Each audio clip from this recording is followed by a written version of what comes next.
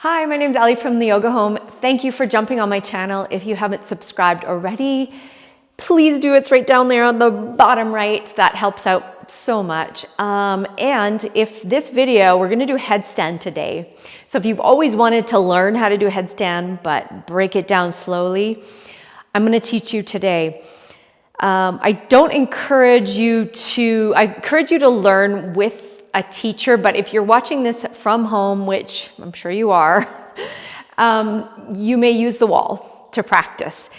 But why I say this is because I don't want people to rely on that wall and lose the stability and structure and the muscles that they need to be using in order to stay stabilized and balanced. I'll show you what I mean in a second. So first things first is the setup. So you want to be, just say I'll show you here, if you want to be so that your elbows is kind of like a tripod. So you're kind of like this. The elbows line up to the width of the shoulders. You don't want to have the elbows way out to the side or obviously too far in because there won't be any stability there. You'll just topple over.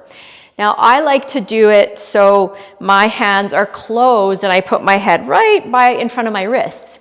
Some people like to open their hands up and squeeze. These are the thenar eminence of the palms. They like to squeeze that into the side of their head. It's up to you. You have to go with what's comfortable. So I'll teach you that way. Just remember that the tripod, this is your grounding. This is what the foundation into the earth, right? So it's got to be pretty stable. You don't want to go too wide or too, so just have it so it's about shoulder distance, okay?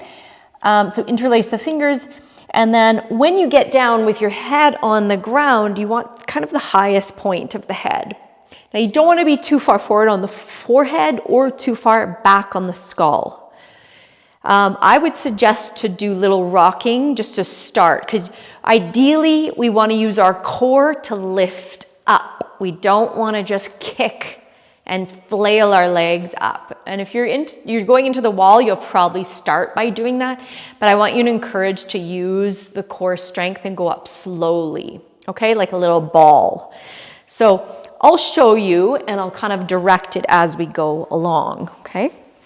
So get set up with your elbows and the forearms. So the forearms have to be pretty stabilized because when you're up there in it, you're going to be pressing in the elbows into the ground and the forearms into the ground so that your head's not just slamming right into the ground. You're going to have a little bit of space in between there.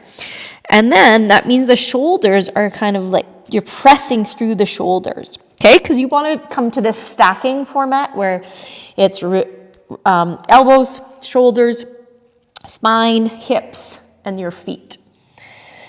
So to begin, find your head on the ground, the highest point, and whatever place your hands want to be. Now, if you just let everything relax, you can see how your shoulders can just kind of sink. And what I want you to do is press, and I'll go this way.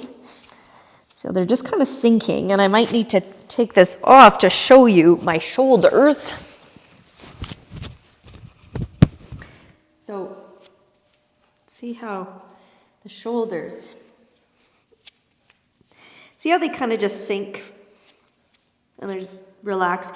And when you actually press into the elbows, now my head is obviously coming off. I'm going to exaggerate this. See how the shoulders almost protract a little bit instead of just depress and retract. Okay. Whoops. I just realized the mic is on this thing.